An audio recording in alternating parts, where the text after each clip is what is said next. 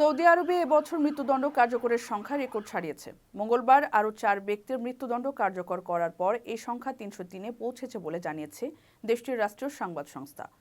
Saudi press এজেন্সির বরাতে জানা যায়, সর্বশেষ মৃত্যুদণ্ড প্রাপ্তের মধ্যে 3 জন মাদক চোরাচালানের অভিযোগে এবং 1 জন হত্যার দায়ে দোষী সাব্যস্ত হন।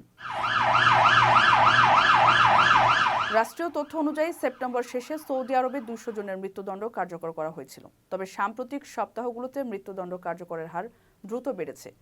অ্যামনেস্টি ইন্টারন্যাশনালের তথ্য অনুযায়ী 2023 সালে চীন এবং ইরানের পর মৃত্যুদণ্ড কার্যকরের দিক থেকে সৌদি আরব তৃতীয় স্থানে ছিল।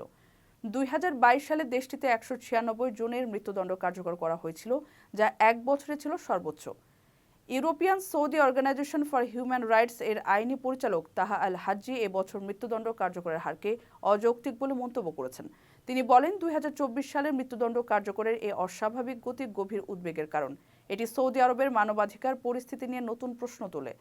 মানবাধিকার সংগঠনগুলোর মতে, মৃত্যুদণ্ড কার্যকরের এই উচ্চ হার আন্তর্জাতিক মানদণ্ডের সঙ্গে অসঙ্গতিপূর্ণ এবং এটি মানবাধিকার লঙ্ঘনের অন্যতম উদাহরণ। যদিও সৌদি আরব মাদক ও সহিংস অপরাধের জন্য মৃত্যুদণ্ড কার্যকরের ব্যাপারে কঠোর অবস্থানেই থাকতে চায়। কারো কাছে স্বপ্ন পূরণ, কারো আনন্দের উপলক্ষ, আবার কারো জীবন পাল্টে দেওয়ার মুহূর্ত, কখনো জীবন বাঁচাতে সর্বোচ্চ গতিতে উড়ে চলা, কারো আবেগের শেষ মুহূর্ত, আপনজনের শেষ বিদায়ে শামিল হওয়া।